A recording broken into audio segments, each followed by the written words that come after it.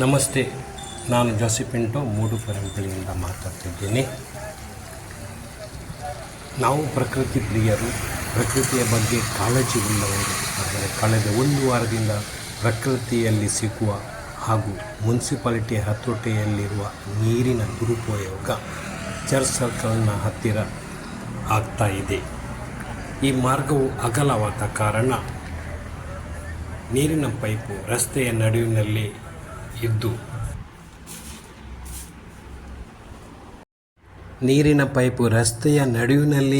ಅದು ರಿಪೇರಿ ಮಾಡದ ಹಾಗಿನ ಪರಿಸ್ಥಿತಿ ಆಗಿದೆ. ಇದಕ್ಕೆ ಯಾರು ಹೊಣೆ, ಯಾರು ಜವಾಬ್ದಾರರು?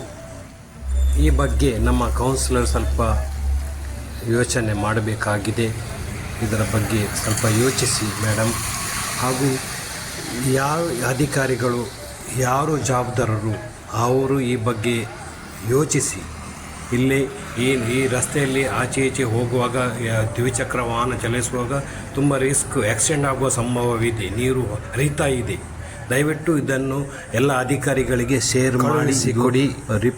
ಆದಷ್ಟು ಬೇಗ ರಿಪೇರಿ ಆಗಲೆಂದು